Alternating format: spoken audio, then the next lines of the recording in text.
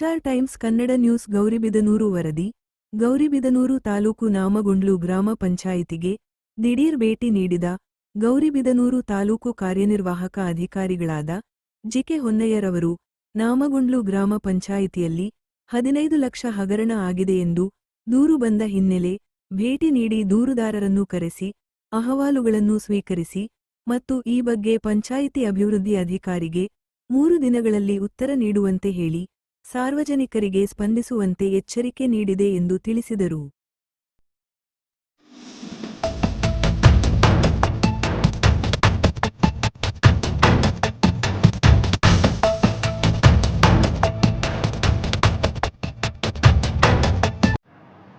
ನಾನು ಇಂದು ನಾಮಗುಂಡು ಗ್ರಾಮ ಪಂಚಾಯಿತಿಗೆ ಸಡನ್ ಭೇಟಿ ನೀಡಿದ್ದೆ. ಕಾರಣ ಇಷ್ಟೇ, ಅಲ್ಲಿ ಕೆಲವು ದೂರು ಕೊಟ್ಟಿದ್ದರು. ಇಲ್ಲಿ 15ನೇ ಹಣಕಾಸಿನಲ್ಲಿ ಸುಮಾರು 15 ಲಕ್ಷದಷ್ಟು ಫ್ರಾಡ್ ಆಗಿದೆ, ಹಾಗೆ ಈ ಸ್ವತ್ತಿಗೆ ಹೆಚ್ಚಿನ ಹಣಕ್ಕೆ ಡಿಮ್ಯಾಂಡ್ ಮಾಡ್ತಿದ್ದಾರೆ ಅನ್ನೋ ಹಿನ್ನೆಲೆಯಲ್ಲಿ ಇವತ್ತು ಸಡನ್ ಭೇಟಿ ನೀಡಿ ಯಾರು ದೂರುದಾರ ಇದ್ದರು ಆ ದೂರುದಾರನ ಕರೆಸಿ ಅದ್ರ ಜೊತೆಗೆ PDO ಮತ್ತು ಅಲ್ಲಿನ ಸದಸ್ಯರು ಅಧ್ಯಕ್ಷರನ್ನು ಒಳಗೊಂಡಂತೆ ಎಲ್ಲರನ್ನೂ ಸಹ ಕರೆಸಿ ಅವರ ಆಹ್ವಾನವನ್ನು ಸ್ವೀಕರಿಸಿದ್ದೀನಿ.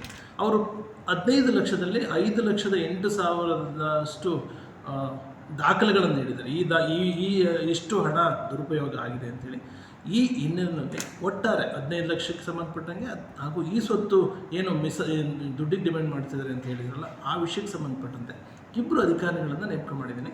ಈ 2 ಅಧಿಕಾರಿಗಳು ಏನು ಮಾಡಬೇಕು ಅಂತಂದರೆ ಎಲ್ಲ ದಾಖಲೆಗಳನ್ನು ಪರಿಶೀಲಿಸಿ 3 ದಿನದಲ್ಲಿ ವರದಿ ಕೊಡ್ತಾರೆ.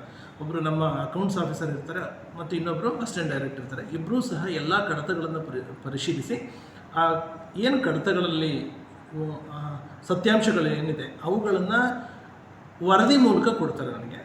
ಆ ವರದಿ ಕೊಡೋ ಸಂದರ್ಭದಲ್ಲಿ ಯಾರು ದೂರುದಾರರಿರ್ತಾರೆ ಅವರ ಹೇಳಿಕೆಗಳನ್ನು ಪಡೀತಾರೆ. ಹಾಗೆ ಅಧ್ಯಕ್ಷರ ಹೇಳಿಕೆಗಳನ್ನು ಪಡೆದು ಸದಸ್ಯರ ಹೇಳಿಕೆಗಳನ್ನು ಪಡೆದು ಆ ಹೇಳಿಕೆಗಳನ್ನು ಪಡೆದ ನಂತರ ಒಂದು ವರದಿ ಕೊಡ್ತಾರೆ. ಆ ವರದಿಯ ಆಧಾರದಲ್ಲಿ ನಾನು ಮೇಲಾಧಿಕಾರಿಗಳಿಗೆ ವರದಿ ನೀಡ್ತೀನಿ. ಈ ದೂರು ಏನು ಬಂದಿದೆ ಈ ದೂರಿನ ಬಗ್ಗೆ ಮೇಲಾಧಿಕಾರಿಗಳಿಗೆ ವರದಿ ನೀಡ್ತೀನಿ.